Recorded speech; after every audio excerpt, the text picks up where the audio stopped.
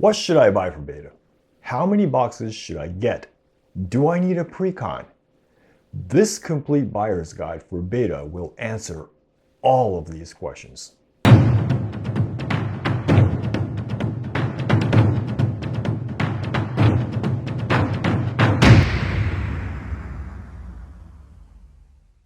Hey, how's it going everyone?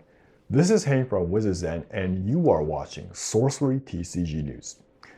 The official beta pre-order is coming up on July 10th. So today I'll be giving a comprehensive breakdown of the beta set to serve as the perfect buyer's guide for everyone. In the past, I have made some purchase recommendations for beta, but that was based on old estimates and they were not as accurate as we know now. Also, various information were split among different episodes and people had to look through different videos to get their answers. Now that I have a clear and accurate picture of what we can expect for beta, I have revisited my calculations and compiled all the information in this one episode.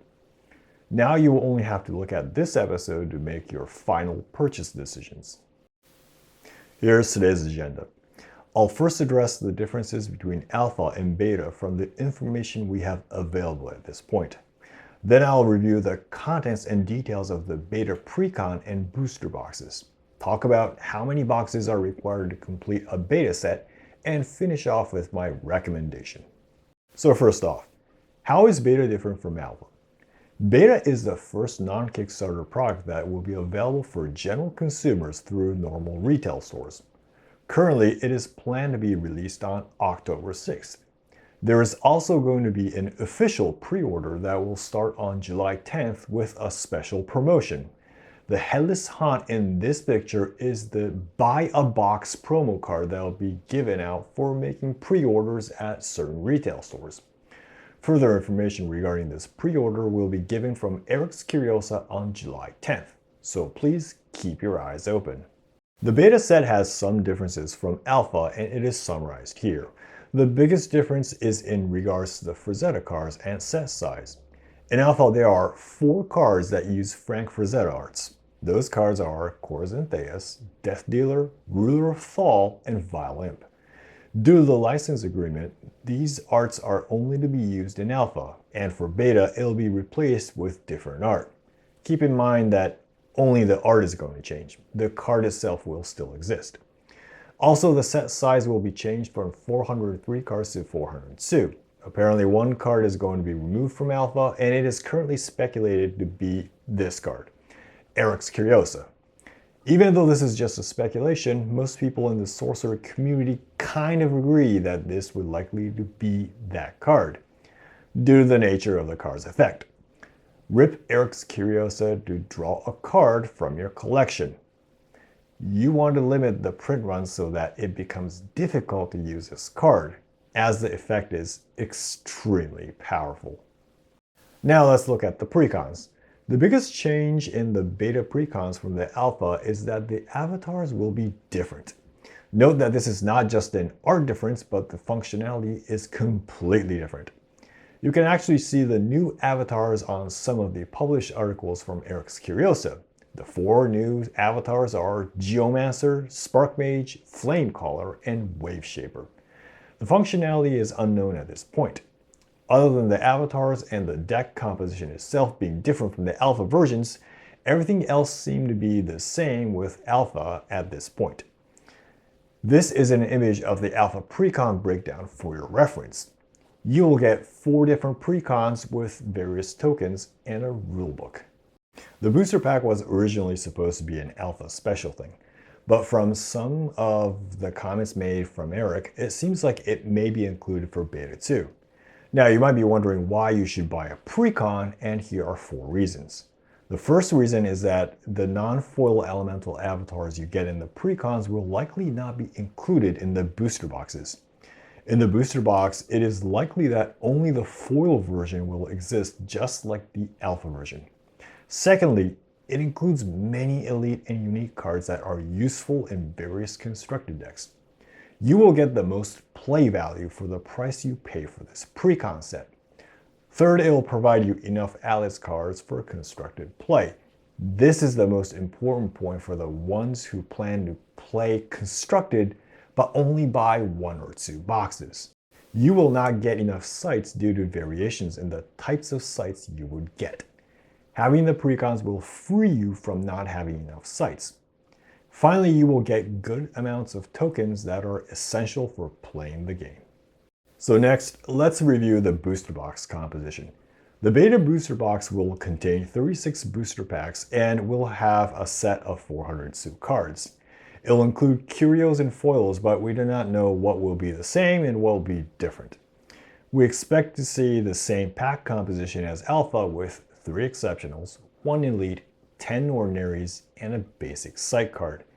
The elite card could be replaced by a unique card by 20% chance, an ordinary card may be replaced by a foil card by 25% chance, and the site card can be replaced by a sorcerer by 3.5% chance. Here's a table that summarizes the average pull numbers when you open a box. Remember, this is an average and there will be variations. So now let's look at how many boxes you would need to complete a full set of beta. Wait, dude, that's easy. You have 7 uniques per box and you have 66 uniques in a set. So you do 66 divided by 7 and you get 9.42 boxes, right? Wrong. Why? Because you will get duplicates. In fact, 9.42 boxes is the minimum count of boxes and not average. The possibility that you would be able to get a full set with that number of boxes is astronomically low. Here's the actual calculated numbers of boxes required to complete an arbitrary percentage of the non-foil set. The required numbers of the boxes is on the y-axis and the set completion percentage is on the x-axis. The top graph is showing the average required value and the bottom is showing the maximum with 99.6% confidence level. As you can see, the unique cards will be the limiting factor for completing a set, and it would take approximately 41 boxes on average and 74 boxes considering maximum numbers.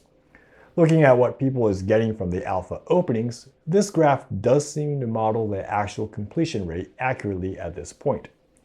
Though there could be deviations, buying 9.42 boxes will get you nowhere close to completing a set. Here's another set of graphs for foil cards. 560 boxes on average and 1,000 boxes for guaranteed completion. I'm pretty sure no one would attempt this, but I'm presenting this for the sake of completeness. Here's a tabulated version for your convenience so you can quickly estimate the completion ratio. So now that I showed you all the materials that we know, I would like to give you my recommendation. This recommendation is for the ones who want a good casual constructed experience without using too much money. My recommendation is to get 1 precon, up to 3 booster boxes, and a playmat. Playmat is obvious. This is a grid-based game, so it is always the best to get a playmat with the grids. Also, the precon is a must, as that will be the only source of the non-foil version of the elemental avatars and a solid amount of sites and usable elite and unique cards. The amount of booster boxes will need some explanation. There's 3 reasons. 1, it prevents excessive amount of bulk. 2, it completes 90% of the exceptional card set. And 3, it gives enough elite cards for trade. In Sorcery, ordinary and exceptional cards are very important as they will consist more than half of your deck. Remember, the number of the same copies of cards you can include is limited by the rarity. So unlike other TCGs, you won't be filling your decks with just uniques and elites. So bulk cards are very important. But at the same time, you don't want excessive buildup. Beyond 3 boxes, you will start to build up extra duplicates of ordinary and exceptional cards. And finally, you will get enough elites to trade half of them to get a playset of the rest. Also, 3 boxes is the threshold where the efficiency to obtain elites diminished by 50%. Beyond 3 boxes, it is better to rely on singles. I'll now paste some data on how many different cards you would get when opening under 12 boxes so you will know exactly what to expect if you decide to go beyond 3 boxes. Here is for ordinaries and exceptionals, elites and uniques, and finally a summary table for the average different cards you would obtain. I hope these materials will aid your purchase decisions when the pre-order of beta starts on the July 10th. So that's it for today's episode. If you like this video, please give it a thumbs up and subscribe to the channel for future episodes regarding sorcery. Thanks for watching, and until next time, have a great game.